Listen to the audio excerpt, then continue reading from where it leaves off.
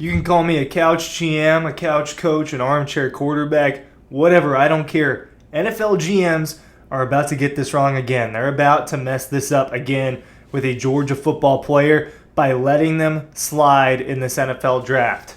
Brock Bowers, I think it's pretty obvious who I'm talking about. I do think that they might mess up with a couple other dogs, and I'm going to mention them later on in this video as well. But I'm sitting here, I've got the draft order pulled up to an extent. I want to, I've got mocks pulled up with trades and all of that. And I'm telling you right now, everything that I've read and seen, I don't see Bowers going anywhere before pick number 10 to the Jets. I haven't seen it. It seems like people aren't really considering that anymore. There's a guy that was projected like top 5 at some point. I have him as the third best player in this draft. I think he's a top 3 player in this NFL draft alongside Caleb Williams and Marvin Harrison Jr. I think if you watch a lot of football, it doesn't make sense how you come up with any other conclusion. Now, other teams in the top 10 not taking him makes sense, right? If you're the number 1 pick and you need a quarterback, obviously you're going to go Caleb Williams or Jaden Daniels or whoever it is that you need. Top 2-3 picks, seems like quarterback is the way to go there. But when you get into that next stretch where people are predicting these teams to go and trade up ahead of a spot where you can get a Brock Bowers to take J.J. McCarthy, doesn't make sense to me, guys. It just doesn't. I feel like I watch enough to feel so strongly about it. I mean, I'm looking at a mock right now. I get it. Rome Odunze's awesome. I love Rome Odunze. I love Malik Neighbors. I think they're both really good. I think both of them have a chance to be great NFL players. I don't think that they're as good as Brock Bowers. You have to look at it in an untraditional way.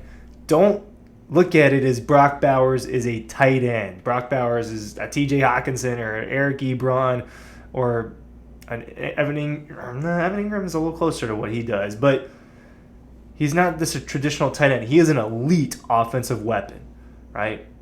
He is an elite pass catcher. He's elite with the ball in his hands. He's a above average route runner for a tight end. The after the catch stuff is honestly, it's him and Neighbors in this draft and Xavier Worthy and then you get to like your Lads and your A.D. Mitchells and stuff like that with after the catch. But number 1 and number 2 players in this draft, I want the ball in their hands running with it. It's Brock Bowers and Malik Neighbors. There's nobody else in that conversation. Marvin Harrison Jr. is up there. He's not as good with the ball in his hands as those guys are. Maybe going after it, he's better, right? And obviously, I named him in those top 3 guys, and I totally get it. Marvin Harrison Jr., generational wide receiver prospect. I'm sitting here saying that Brock Bowers is another generational offensive weapon that these teams are going to make a mistake that they did last year, waiting on Jalen Carter. I don't care if the second half of his rookie season wasn't that great. He was a rookie. Jalen Carter was a generational defensive tackle prospect. Character concerns, I think, is ultimately what drove him down to 9. But it was a mistake to let a team as good as the Eagles have an opportunity to draft that guy, even if they were worse this past year. And I don't like the Eagles. I'm going to tell you that right now. I don't. And I don't care if they have a bunch of dogs on it. I don't really care for Philadelphia teams. And that's just kind of how it is. But letting them get Jalen Carter is a mistake on the league's part, and letting Brock Bowers fall, it will be a mistake for you, New York Giants. It will be a mistake for you, Chicago Bears. Falcons, that's another conversation. We can have it if you want. I think that would be a mistake if the Falcons actually did take Brock Bowers, just because there's other stuff that needs to be addressed. But as a diehard Falcons fan, if they took Brock, I'd feel a little weird about it, but I would come around to that decision. Minnesota Vikings, man. I get you need a quarterback, but the concept of trading up to 5 and taking J.J. McCarthy, or trading up to 4 or trading up to 6, really more so, just the idea that Brock is not going to go in the top 10 of this draft is honestly beyond me. It's beyond my comprehension. So consider this a Brock Bowers advocation letter. Here's my recommendation letter, guys. Ryan Curley from Dawg Post. There's the signature for the bottom of the letter. Footnote, please sign up for our newsletter. It's linked in our bio.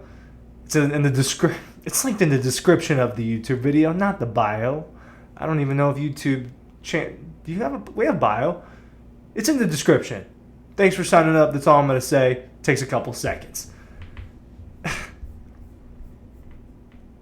Let's look at the Giants.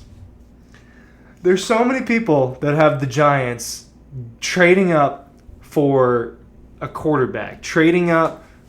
And if they're not doing that, they have them sitting pat, maybe taking an offensive lineman, maybe taking a wide receiver in Roma Dunze or Malik Neighbors over them. I'm really not going to hate on you too much if that's what you if Malik Neighbors is your guy, if Roma Dunze is your guy, I get it. But the notion that the Giants are like heavy in this quarterback conversation, they a whole bunch of money. Like $100 million. What's Daniel Jones' contract? You're telling me they're going to get rid of Daniel Jones, eat a bunch of dead cap for J.J. McCarthy? And it sounds like a J.J. McCarthy hate letter. It's not. I get it. I don't get him as a top 10 pick, but I get him as a first-round pick, and I understand why teams would be interested in that. But the concept of, dude, the Giants, 4-year, $160 million. That's a lot from last year. So we're talking about they probably paid out around 40 of that-ish already. 100, like, we're talking about like a lot of dead cap up there. It'd be up there for some of the most that you have to deal with. If you're not familiar with what that means, your cap room is how much money you can spend on all your players, right? If you trade a player that you sign that contract with their salary, you still have to pay that contract, and it still comes out of your cap room. So they call that a dead cap hit because you're paying for, part of your salary cap is dead, right? You're not actually getting anything in return for that from a financial standpoint. I just don't understand why the Giants would do that. I think that's the most ridiculous part of the mock drafts. So Brock Bowers, I didn't have to talk about a single number or stat for you to know, or clip, right? So real quick, go watch the South Carolina game, NFL GMs. If you found yourself 7 minutes and 23 seconds into my video, maybe I'm coming off not nice. Go watch Brock Bowers' tape one more time. Go watch the South Carolina tape again. Go watch the Ohio State tape again. Go watch every game, really. You want to watch a crazy highlight, go watch the UAB game from this past year. Go watch the Auburn game from this past year. And talk about a guy that has no drama. None. You don't want that? You don't want a yak freak that has no drama? I don't get it. It's beyond me. He's the second best pass catcher in this draft behind Marvin Harrison Jr. I think it goes Marvin, Brock, Gap, Neighbors, Gappadunzi. That's my personal opinion. Other dogs that I think are getting slept on. Lat McConkey, I'm telling you right now, I wouldn't be shocked. I'd be a little surprised if Lag goes in the first round. There's a ton of receivers. You can wait on one. I just don't think that you need to, like, from an NFL draft perspective, I don't think you need to spend a late round pick on Lad. I do think Kamari Lassiter is slipping in this draft. Boy, do I think Kamari Lassiter is slipping into this draft. His measurables, his combine stats is what's making him not a top 5 corner in all these experts' eyes. Go look at the percentages. Go look at the receivers he went up against over the course of his career. His tape is great. His attitude is great. What he stands for is great. That's a back-end first-round pick to me. All right, not a second or a third-round pick. I mean, the numbers are real with Kamari Lassiter in terms of not allowing certain percentages. Mims, I get why people are fading him a little bit. Amarius Mims.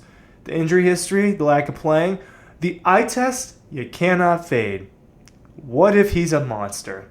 So you have to take him in the first round because tackles like him, with his measurables and his skill set and his attitude and what he stands for, being just a goofball that's putting a smile on everybody's face, you want that on your team. And a guy that came from a culture like Georgia. Lastly, and I'm going to do a draft preview. This was more why are NFL GMs, sleeping on these guys. Lastly, Javon Bullard, man. If he's not a second round pick at like, I don't know what these people are doing. I think that guy's going to be a dog in the league. Thanks for watching.